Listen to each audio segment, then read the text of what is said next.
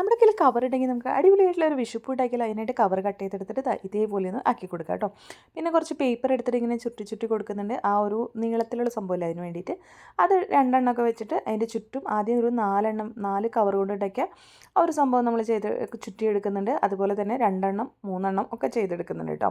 ഇനി നമ്മൾ കുറച്ച് ഇങ്ങനെ മുട്ടുപോലെ ഇരിക്കുന്നത് ഉണ്ടാക്കാൻ വേണ്ടിയിട്ട് ഉള്ളിൽ കുറച്ച് കവർ വെച്ച് ഇതാക്കുന്നുണ്ട്. അതുപോലെ തന്നെ ഗ്രീൻ വെച്ചിട്ടും ചെയ്യുന്നുണ്ട്. പിന്നെ ഇതാ ലീഫും കൂടെ ഒന്ന് കട്ട് ചെയ്തെടുക്കുന്നുണ്ട്.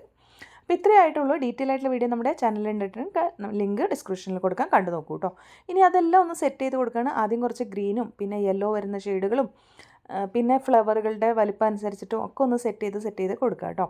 അപ്പോൾ നമ്മുടെ ചാനൽസും വീഡിയോസൊക്കെ ഇഷ്ടമാണെങ്കിൽ ചാനലൊന്ന് സബ്സ്ക്രൈബ് ചെയ്ത് സപ്പോർട്ട് ചെയ്യാനും വീഡിയോ കണ്ട് നിങ്ങളുടെ അഭിപ്രായങ്ങൾ കമൻറ്റിൽ പറയാനും ലൈക്ക് ചെയ്യാനും മറക്കല്ലേ കേട്ടോ. അപ്പോൾ എല്ലാം കഴിഞ്ഞ് സെറ്റ് ചെയ്ത് വരുമ്പോൾ അടിപൊളിയായിട്ടുള്ള വിഷു കണിക്കൊന്ന ഇവിടെ റെഡി ആയിട്ടുണ്ട്. അപ്പോൾ എല്ലാവരും ട്രൈ ചെയ്ത് നോക്കൂ. ഇനിയപ്പോൾ കണിക്കൊന്ന കിട്ടിയില്ലെങ്കിലും വിഷു ഒരുക്കാം ഇതുപോലെ കേട്ടോ. അപ്പോൾ ചാനൽ സബ്സ്ക്രൈബ് ചെയ്ത് സപ്പോർട്ട് ചെയ്യാൻ